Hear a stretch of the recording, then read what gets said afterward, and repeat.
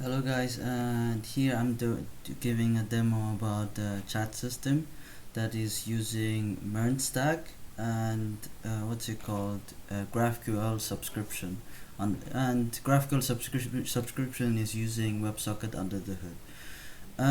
Here, as you see, is a simple UI, a responsive UI, depending on the different displays. For example, mobile will be different. When it's small, it will have a wider. It will see only the chat system or the chats or the input depending on what you're clicking.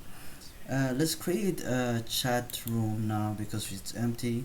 Here, for example, it shows all the different types of user, but for now let's create one that is without the user. Here I'm adding a new chat. So here I'm receiving the moment you click an input field. For example, here I'll say the hello world, and as you notice, I'm sending a message, I'm receiving at this moment, at the exact time.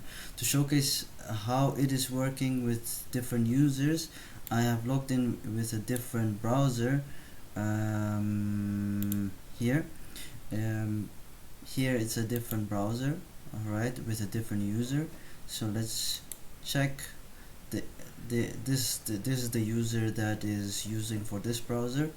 So here I'll click him with that chat and I'll call the chat data structure. Alright, I need to refresh. I received the chat. So alright, here for example I'm gonna make a message in the data structure, hello there. Alright, as you notice, I'm receiving a message from here because I sent it here. I'll just reply to him.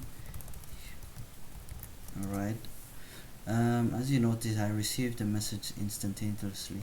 And the other thing is, the chat,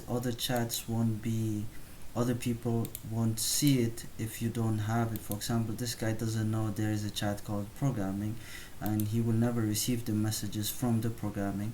Or like the data structure will be, the messages in this chat will be there only, and it won't be anywhere else. So it's using the authentication part. So let's go to the code base.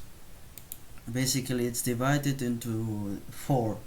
The client side, which is using React and TypeScript, and connecting with the backend, it's using the Apollo GraphQL. The UI base, it's using the Tailwind CSS, which is really amazing, and I suggest you guys to use it as well for easy CSS designing and flexibility.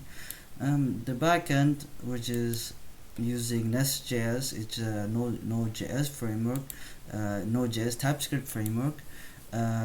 Basically it is everything you know about the backend, where it's connecting with the database and storing the messages and those stuff. And here we have the database as well. It is MongoDB that is storing the messages.